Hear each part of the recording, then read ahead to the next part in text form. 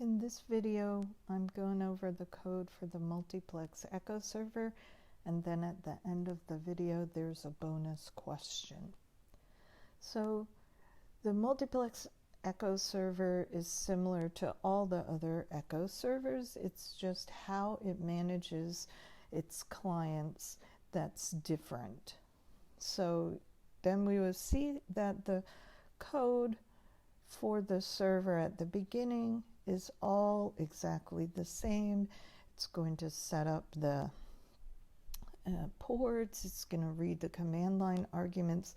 The only difference is it needs some new variables for the input to the select statement that it uses to do multiplexing.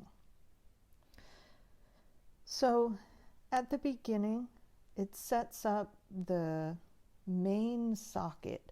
The main socket is the socket that the server uses for accepting new clients.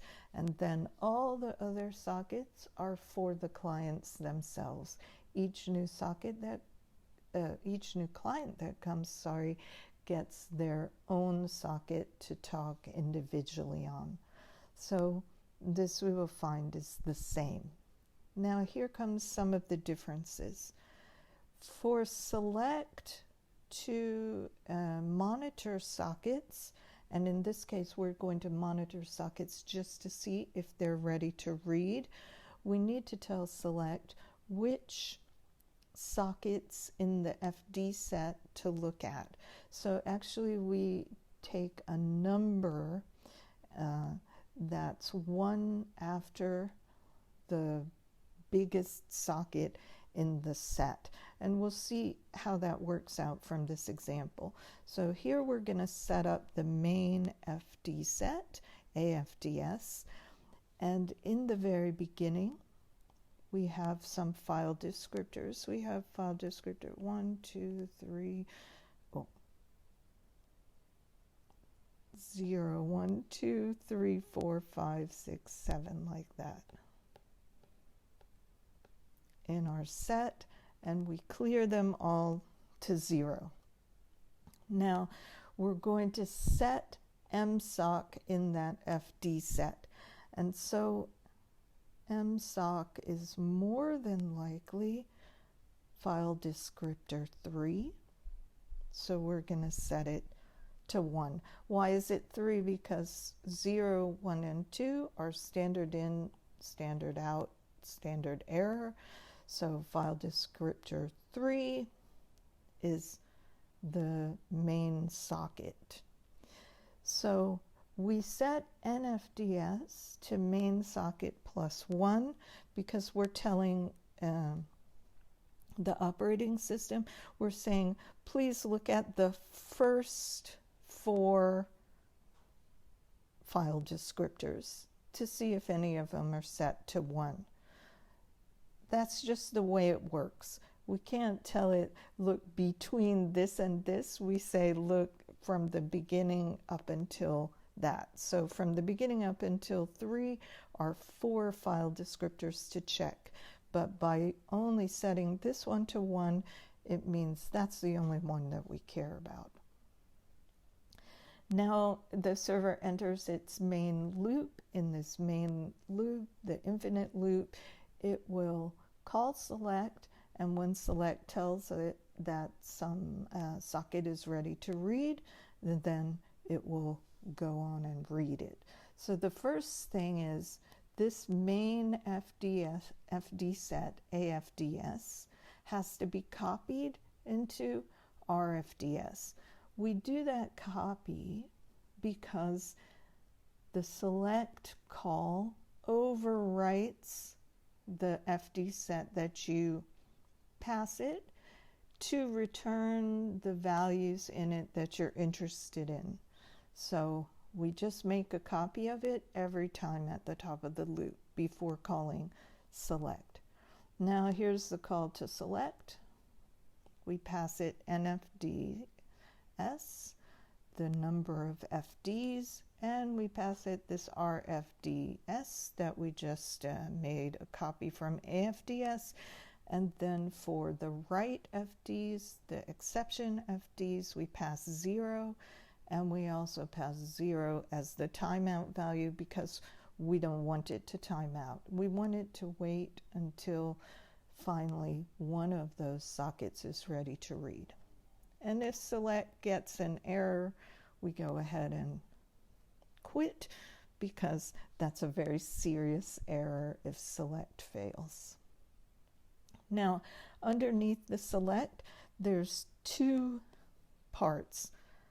There's checking the main socket and checking all the other sockets. So on this page, just fits the code for checking the main socket. So here we say, if FD is set, the main socket in the return FDs that we got back from select, it means if it's set, it means that a client has arrived because that's what that socket's for. So we can call accept, and here's the very key part, with no fear of blocking. Our multiplexing server is taking turns between the clients. So it can't risk blocking because then no clients would get to go. They would all be waiting for some client to answer. That's not okay. So you have to only call when there's no fear of blocking. And then this is the same normal code where you accept a new client and you get its new socket number. And down here we see the special code for multiplexing because now we have a new socket, SSOC. We have to put it into the FD set AFDS because now we've got a new client and we care about when it sends something. And also if it's the latest number, the highest number that socket that we've had so far, then we need to increment an FDS. Sometimes it will be the highest number, but as socket numbers, file descriptors gets used and reused as clients come and go, sometimes you get a new client and it's not the highest number. That's why we have this if. We don't just blindly increment NFDS. And then this is the whole rest of the code. It's pretty simple. This is the part where we check all the other clients.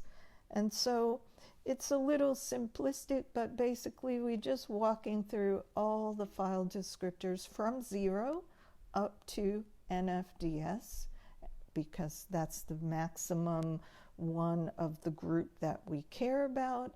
And we're going to check to see if select told us that it's ready to read. And that would mean that it was set in the RFDS file descriptor set. Also, we don't want to re-look at MSOC because we already looked at it on the previous page. So don't recheck MSOC and see if it's set.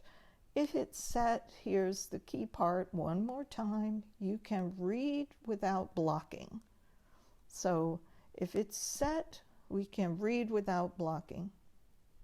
As always with a read, either it returns a number of characters or it returns 0 or an error condition. 0, as you know, means the client has gone. We can close the socket, and here's the special code for multiplexing. We take it out of our FD set, and if it was the maximum one, then we subtract 1 from NFDs. Otherwise, if it didn't close, that means some data came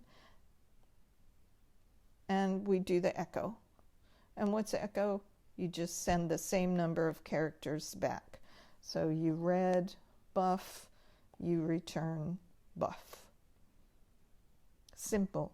So with this, the server has lots and lots and lots of clients, one server, and it takes turns between them. This one, this one, this one, this one, only if they're ready.